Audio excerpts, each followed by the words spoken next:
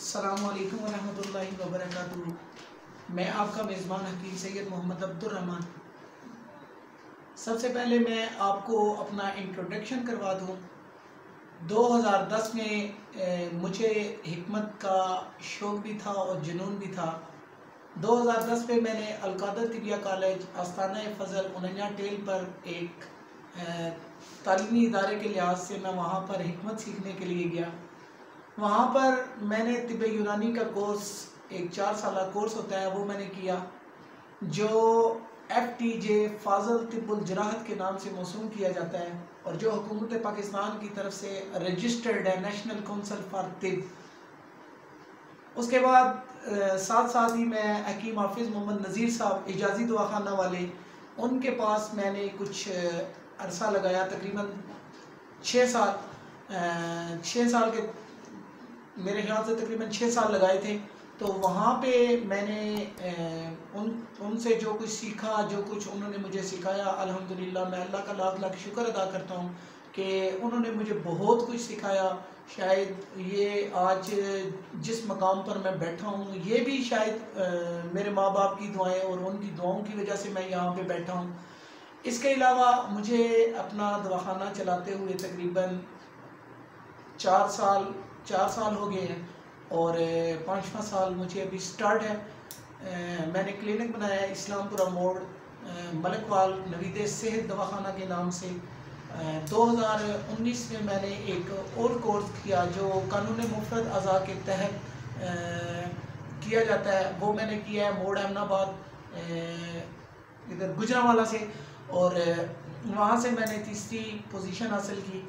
और साथ में मैंने हिजामा का कोर्स किया, वहाँ से ही मैंने वो भी किया, और अल्हम्दुलिल्लाह मैं हिजामा का भी स्पेशलिस्ट हूँ। और जितने भी जनाना और मर्दाना पोशीदा अमराज हैं उनके अल्हम्दुलिल्लाह हम स्पेशलिस्ट हैं।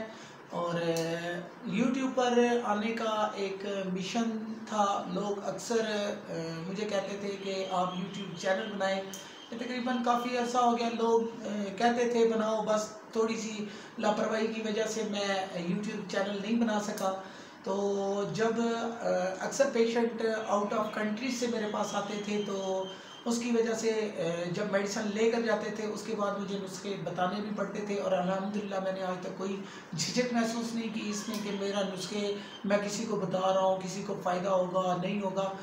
मैं अल्लाह का लाख लाख शुक्र अदा करता हूँ कि मैं मुझसे कोई पूछे और मैं उसको बताऊँ और उसको सेहत जो है वो अल्लाह ताला नसीब करे। और कोशिश यही होती है कि मेरे उस्तादों ने मुझे यही सिखाया है कि बेटा कभी भी कोई चीज़ जो है ना वो किसी से मत छुपाना। और अल्हम्दुलिल्लाह मैं, जैसे उस्ताद होता है वैसे ही शागिर्द होता है, तो उस्ताद के नक्शे कदम पर चल रहे हैं हम भी।